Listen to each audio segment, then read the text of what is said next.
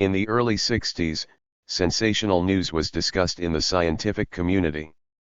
American physicist Samuel Cohen has developed an incredible weapon that can destroy an enemy with a neutron wave. The neutron flow could penetrate through any protection, including through special homogeneous armor at a great distance from the epicenter of the explosion. The enemy's manpower in armored vehicles was completely destroyed. It was believed that the main part of the city buildings would be preserved from the explosion of a neutron bomb. The area would not be contaminated with radiation, but at the same time all living things would be destroyed. In 1958, Samuel Cohen came up with a proposal to use a new type of weapon, the damaging factor of which was a source of fast neutrons. The world community was divided into two camps. Some called the new weapon another madness that would sooner or later destroy humanity. Others considered the neutron bomb to be a fairly rational solution. Its use would help avoid great destruction and reduce economic losses. This is what guided Samuel Cohen when creating neutron weapons. In 1951, he visited the city of Seoul, destroyed and burned during the Korean War. The scientist was depressed for a long time by what he saw. A neutron charge is a two-stage low-power thermonuclear charge in which the flow of neutrons is not absorbed by the inner shell of the charge, but, on the contrary, is deliberately released. For this, nickel, chromium and tungsten are used. These materials are transparent to neutrons. When a charge of relatively low power detonates, the neutron flux is ahead of the physical explosion. At the same time, the radius of damage by neutron fluxes is greater than the radius of other damaging factors, a thermonuclear explosion. When a neutron bomb explodes, up to 80% comes from the energy of fast neutron fluxes, and only 20% is occupied by other damaging factors, such as light radiation, a shock wave and an electromagnetic pulse. Conventional metal armor is capable of reflecting most of the X-ray or gamma radiation, while it is powerless against the flow of fast neutrons. Even specially homogeneous armor, in which the metal crystal lights have an elongated shape and inclusions and micropores are evenly distributed, resulting in significant strengthening of the metal, such armor is capable of stopping only 20% of fast neutrons. The remaining 80% penetrates biological objects hidden behind armor, after which ionization of living tissue occurs, leading to a general disruption of the body's vital functions. Testing of the new weapon also revealed a number of its shortcomings. A kiloton charge destroyed a structure within a radius of 1 kilometer, and the metal structures of buildings and armor turned into a source of induced radioactivity.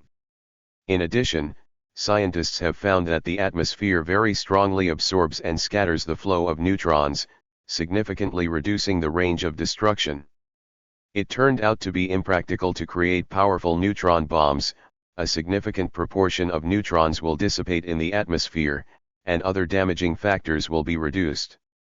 However, in outer space nothing will interfere with the propagation of fast neutrons, so neutral weapons are of some interest for military space activities.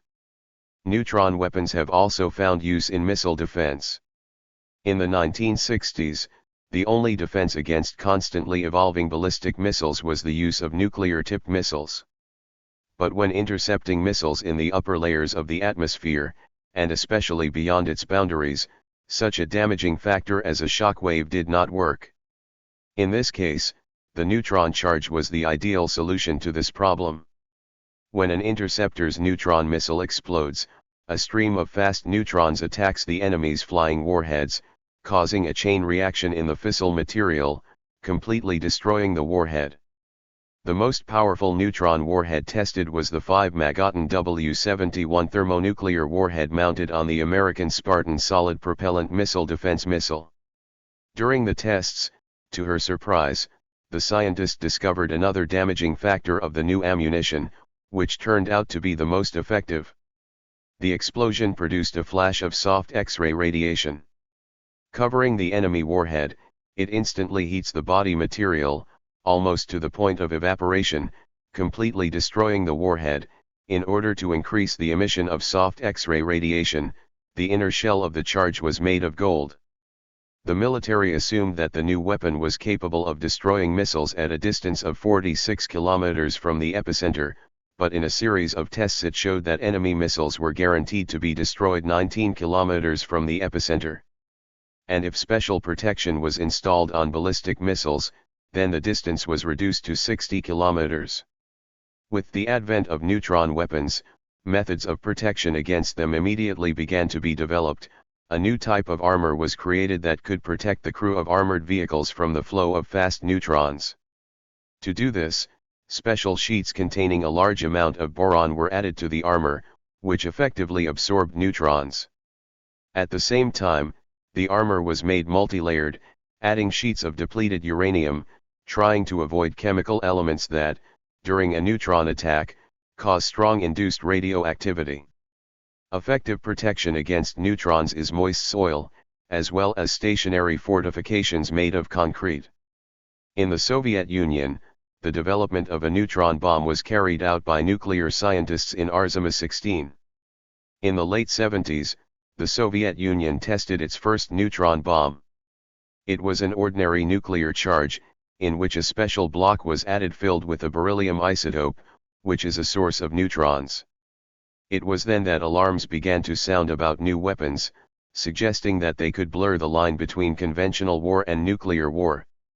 In addition, quite quickly the United States and the Soviet Union released many means that protect against neutron damage.